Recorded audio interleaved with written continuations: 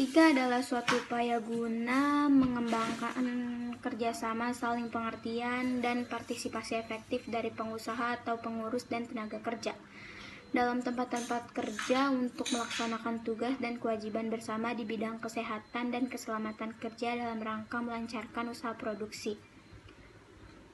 Melalui pelaksanaan K3 lingkungan kerja ini diharapkan tercipta tempat kerja yang aman, sehat, dan bebas dari pencemaran lingkungan, sehingga dapat mengurangi atau terbebas dari kecelakaan kerja dan penyakit akibat kerja. Jadi, pelaksanaan K3 di lingkungan kerja dapat meningkatkan efisiensi dan produktivitas kerja. Tujuan K3 bertujuan untuk menciptakan kondisi lingkungan kerja yang aman, sehat, dan bebas dari pencemaran lingkungan. Dengan memelihara kesehatan dan keselamatan, keamanan dan keselamatan tenaga kerja di dalam perusahaan untuk dapat mencegah atau mengurangi terjadinya kecelakaan, dan pada akhirnya dapat meningkatkan sistem efisiensi dan produktivitas kerja. Jadinya, kerja, keluarga, pekerja, konsumen, dan kesejahteraan manusia yang bekerja bisa terjaga. Mereka juga terpengaruh kondisi lingkungan kerja yang mementingkan keselamatan. Penyebab kecelakaan kerja. Yang pertama yaitu ada beban kerja. Beban kerja merupakan beban fisik, mental, dan sosial sehingga penempatan pegawai harus sesuai dengan kemampuannya perlu diperhatikan. Yang kedua ada kapasitas kerja.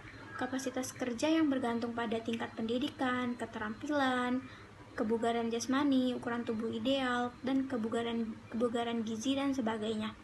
Yang ketiga ada lingkungan kerja. Lingkungan kerja yang berupa faktor fisik, kimia, biologi, ergonomik ataupun psikososial. Jenis bahaya dalam K3. Yang pertama yaitu bahaya jenis kimia. Bahaya akibat terhirupnya atau terjadinya kontak antara manusia dengan bahan kimia berbahaya. Contoh jenis kimia yaitu abu asap, pembakaran bahan kimia, uap bahan kimia, dan gas bahan kimia. Yang kedua yaitu ada bahaya jenis fisika. Bahaya akibat suatu temperatur udara yang terlalu panas maupun terlalu dingin serta keadaan udara yang tidak normal yang menyebabkan terjadinya perubahan atau mengalami suhu tubuh yang tidak normal. Yang ketiga yaitu ada bahaya akibat pencahayaan atau penerangan yang kurang menyebabkan kerusakan penglihatan. Yang keempat di sini ada bahaya pengangkutan barang serta penggunaan peralatan yang kurang lengkap dan aman yang mengakibatkan cedera pada pekerja dan orang lain. Manfaat pelatihan K3. Yang pertama yaitu pekerja memahami tindakan pencegahan agar tidak terjadi kecelakaan. Yang kedua yaitu para karyawan dapat melindungi rekannya dari risiko kecelakaan kerja.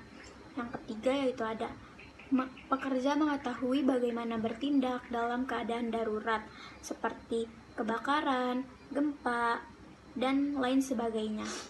Yang keempat yaitu ada pekerja akan memahami bahaya dan resiko dari pekerjaannya. Dan yang kelima di sini ada memahami hak dan kewajibannya dalam peraturan terkait keselamatan dan kesehatan kerja. Nah, yang terakhir di sini ada kesimpulan. Ketiga merupakan upaya mendapatkan tempat kerja dan suasana kerja yang nyaman untuk mendukung tercapainya produktivitas yang setinggi-tingginya, baik di kantor maupun selalu berusaha menerapkan protokol K3 baik di kantor maupun di lapangan.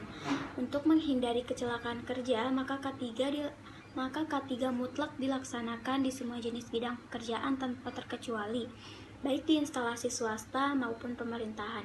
Budaya hidup sehat dan juga melakukan germas atau gerakan masyarakat hidup sehat.